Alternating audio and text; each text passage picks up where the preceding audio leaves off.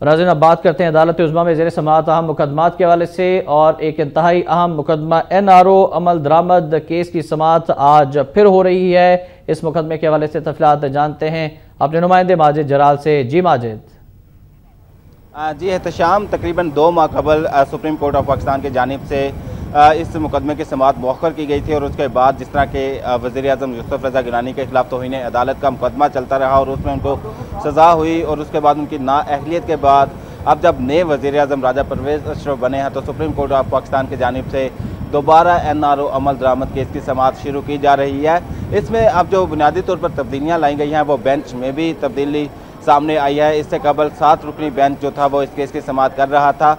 जिसकी सरबराही जस्टिस नासरुल मुल्क कर रहे थे। ताहम अब 3 रुकनी बेंच तश्कील दिया गया है इस मुकदमे की समाअत के लिए, और इस बेंच के सरबराह भी जस्टिस नासरुल मुल्क ही हैं, लेकिन दीगर जो 2 जजेस हैं उनमें जस्टिस आसफ सईद खोसा और जस्टिस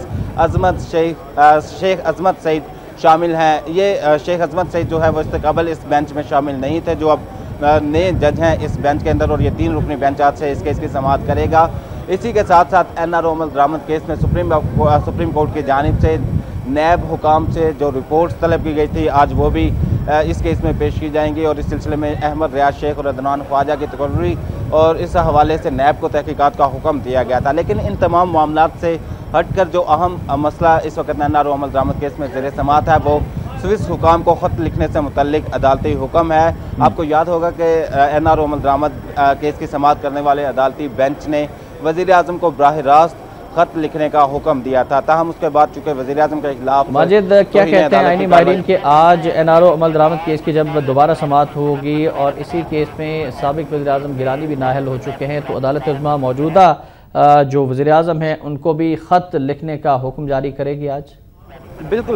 बिल्कुल एहतशाम, यहाँ पर अदालती हुक्म पहले से मौजूद है। वो यूसुफ रज़ा गिलानी के लिए नहीं बल्कि मुल्क के प्राइम मिनिस्टर के लिए यह हुक्मनामा जारी किया गया था, और इस सिलसिले में चूँकि अब साबिक वज़ीर आज़म जो है वो नाअहल हो चुके हैं, नए वज़ीर आज़म जो हैं वो उनको ये पैगाम आज पहुँचाया जाएगा मुमकिन तौर पर कि ये अदालती हुक्म मौजूद है, स्विस हुकाम को ख़त लिखने से मुतल्लिक सुप्रीम कोर्ट के इस अदालती हुक्म पर अमल दरामद किया जाए। और इसके बाद जो अगर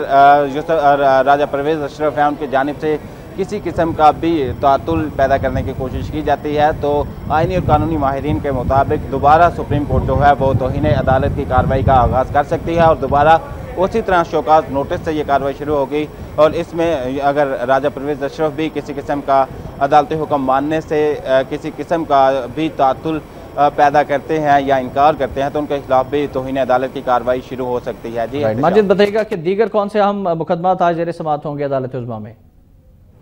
एहतशाम, इसके अलावा चीफ जस्टिस इफ्तिखार मोहम्मद चौधरी की सरबराही में 3 रुकनी बेंच जो है वो बेनज़ीर कत्ल केस में दूसरी FIR से मुतल्लिक केस की समाअत करेगा। इस केस में चूँकि अभी तक रहमान मलिक के वकील अनवर मंसूर खान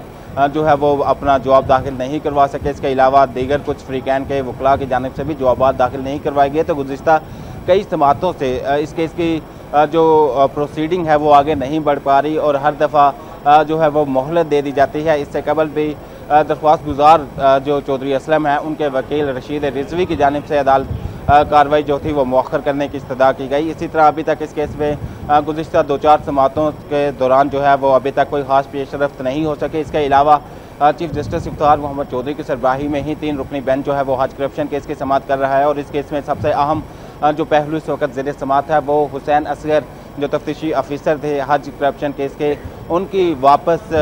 पाकिस्तान में जो उनकी तैनाती है वो करवाने के हवाले से, चूँकि वो इस वक्त IG गिलगित बल्तिस्तान के फ़राइज़ सर अंजाम दे रहे हैं, और सुप्रीम कोर्ट ने यह हुक्म दिया था कि उनका वहाँ से ट्रांसफ़र तबादला जो है वो मनसूख करवा कर दोबारा उनको हज करप्शन केस की तहकीकात सौंपी जाए। लेकिन इस सिलसिले में ये भी सामने आया कि हुसैन असगर अपनी तबादला करवाने के हक़ में नहीं है, जिस पर सुप्रीम कोर्ट ने फाइनेंस मिनिस्ट्री को और इसके अलावा वज़ीर आज़म के प्रिंसिपल सेक्रेटरी को यह हुक्म दे रखा है कि अगर हुसैन असगर दोबारा इस तरह का जो है वो कोई इरादा ज़ाहिर करते हैं और वो आने से इनकार करते हैं तो उनके तनख्वाह और मुराद बंद की जाएँ। इसके अलावा एक और अहम मुकदमा आज जस्टिस एजाज अफजल खान और जस्टिस अतर सईद पर मुश्तमिल 2 रुकनी बेंच जो है वो साबिक वफाकी वज़ीर कानून बाबर अवान के खिलाफ तौहीन अदालत की कार्रवाई के सिलसिले में कर रहा है, और इसमें गुज़िश्ता समाअत पर बाबर अवान पर फ़र्द जुर्म आयद की जा चुकी है, और अब बाज़ाब्ता तौर पर जो इस केस की समाअत है वो शुरू होगी, और इसमें